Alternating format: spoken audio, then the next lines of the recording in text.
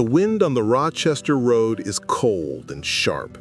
It is New Year's Eve, 1539, and a king is behaving like a character in a romance novel. At 48 years old, King Henry VIII, a man of immense size and terrifying power, has decided to surprise his new bride-to-be.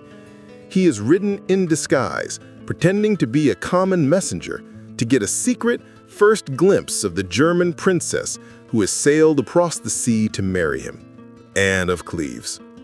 He bursts into her chambers, a large, boisterous man wrapped in a commoner's cloak, and presents her with a gift. But Anne, a sheltered noblewoman from a formal, provincial court, does not understand this strange English game of courtly love. She sees not her romantic king, but a large, older stranger behaving erratically. She is confused. She is alarmed. She offers a polite, formal greeting and turns back to watch the bull baiting outside her window. For Henry, a man whose ego is the center of the known universe, this is not just an awkward moment. It is a public humiliation. And worse, when he sees her up close, without the flattering magic of the court painter Hans Holbein, his heart sinks. The spell is broken. He retreats from the room, his face a mask of thunderous disappointment, and utters the 5 words that will seal the fate of his chief minister and set the course for the bloodiest chapter of his reign. I like her not. In our history, those 5 words were a death sentence. The marriage was a catastrophic failure, unconsummated and annulled within 6 months. It led directly to the execution of its architect, the brilliant Thomas Cromwell, and it cleared the path for the king's disastrous 5th marriage to the young, beautiful, and doomed Catherine Howard. But history is a story of moments, of first impressions and the fragile chemistry between 2 people. Our world was built on the king's visceral, instant revulsion. So let us ask the question that saves a minister, sidelines a queen, and forges a completely different England. What if, in that cold room in Rochester, the king had seen something else? What if he had liked her? Let us rewind the scene. The king still bursts into the room. Anne is still confused. But when he reveals himself, he sees not a Flanders mare, but a woman of quiet dignity. He sees her gentle nature, her regal bearing. He sees not a great beauty, perhaps, but a suitable, pleasant, and noble queen. The wedding ceremony a few days later is not a grim duty, but a hopeful beginning. The wedding night is not a famous failure, but a quiet success. King Henry VIII is content. In that single, pivotal change, the entire political landscape of England is redrawn.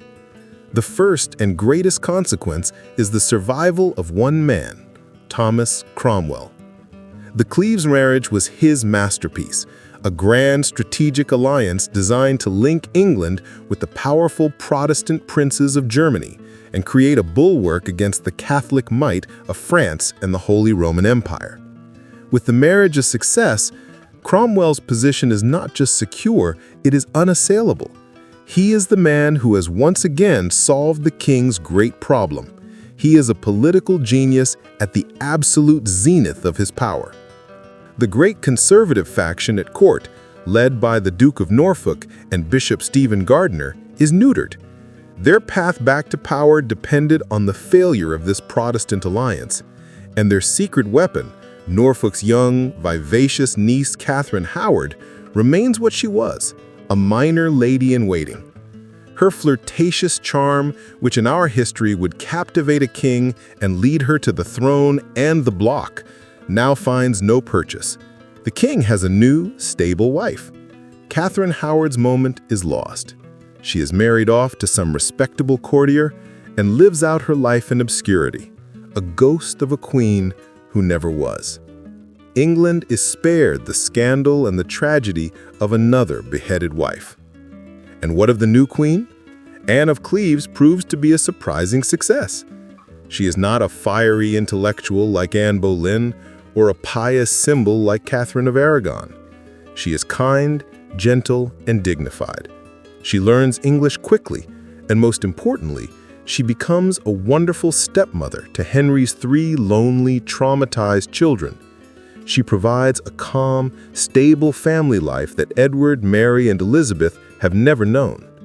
She is a quiet, healing presence at the heart of a dysfunctional family.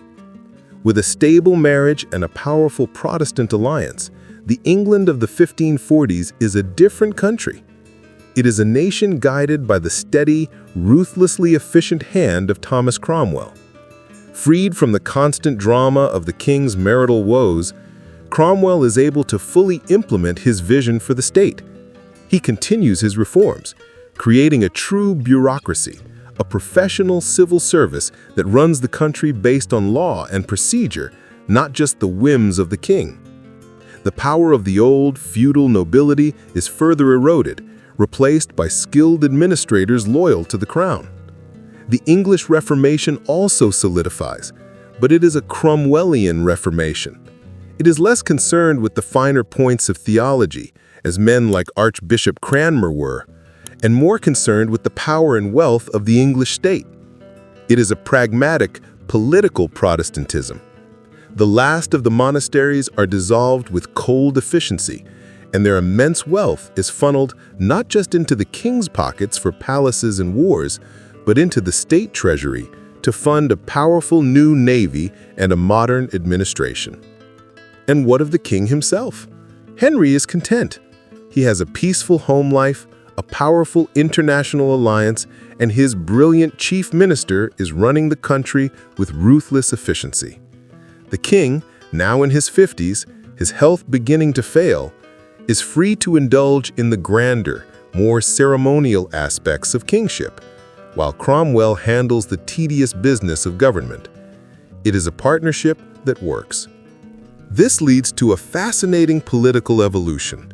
For the last 7 years of Henry's reign, England is effectively ruled by a king and his prime minister, a model of government that wouldn't truly emerge in our history for another 200 years.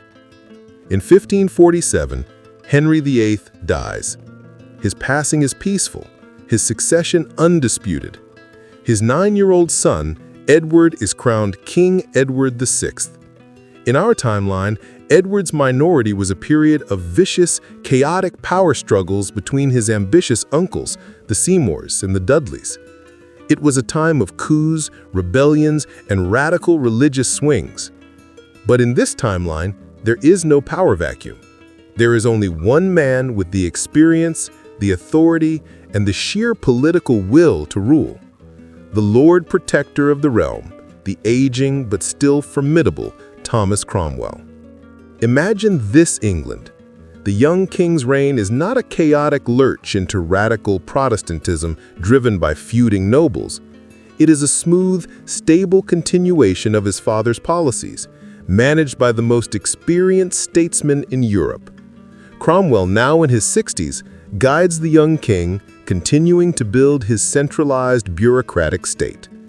The religious policy is firm but pragmatic, avoiding the extreme iconoclasm of our history that so alienated the common people.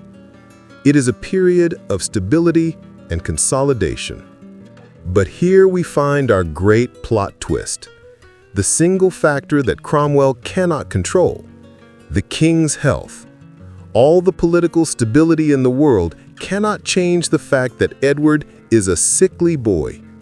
In the winter of 1553, just as in our history, the young king falls gravely ill. The wasting sickness takes hold, and Thomas Cromwell, the ultimate political survivor, now in his late 60s, faces the greatest crisis of his life. He knows what will happen if the king dies. The crown will pass to Princess Mary, a devout, unshakable Catholic. She would not just dismiss him, she would destroy him. She would see him as the architect of her mother's humiliation and the devil who tore her beloved church apart. Her succession would mean the complete destruction of the Protestant state he has spent his entire life building. In our history, The plan to bypass Mary and put Lady Jane Grey on the throne was a frantic last-minute coup led by the Duke of Northumberland, and it failed spectacularly. But this is not the Duke of Northumberland. This is Thomas Cromwell. He is not a desperate gambler, he is a grand master of the political game, and he has had years to see this crisis coming. His response is not a hasty plot. It is a meticulously planned, state-managed change in the succession. Using his absolute control of the government, the treasury, and the law, he drafts a new act of succession. He has Parliament formally disinherit Mary on the grounds of her Catholicism, which is now framed as a fundamental disqualification for a monarch of the Protestant English state. He has the young King Edward formally name his Protestant cousin, Lady Jane Grey, as his heir. When Edward dies in the summer of 1553, there is no popular uprising from Mary. Cromwell's machine moves with terrifying efficiency. The announcement is made. The key nobles are already on side.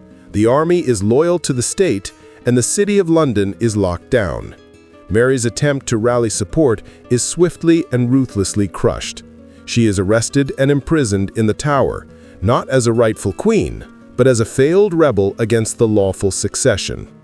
Lady Jane Grey is crowned Queen of England, and, ruling from behind the throne as Lord Protector for the young queen, is the man who has now outplayed every rival and survived every king, Thomas Cromwell. This is the world born from a simple change of heart in a room in Rochester. It is a world where the reigns of Bloody Mary and Gloriana Elizabeth are completely erased from history. Mary lives out her days in the Tower, a tragic, powerless symbol of a lost faith. And Elizabeth, the brilliant, charismatic princess, remains just that, a princess.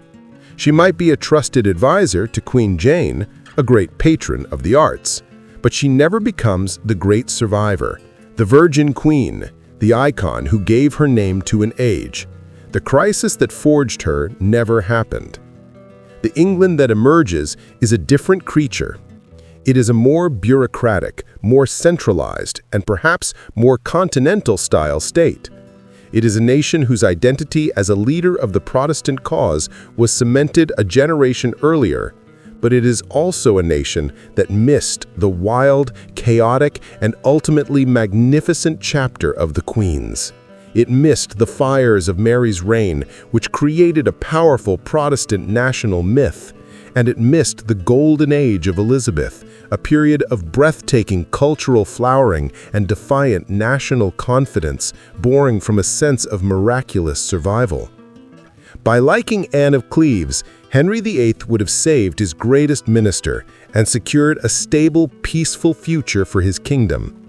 He would have chosen the sensible path, the logical path. But our world was not built on the sensible path. It was built on the passions, the mistakes, and the magnificent, unpredictable chaos of a king who followed his heart, even when it led his kingdom into the fire. History is filled with unwritten chapters. If you enjoyed exploring this one, be sure to like this video and subscribe so you don't miss our journey into the next alternate timeline. Thanks for watching.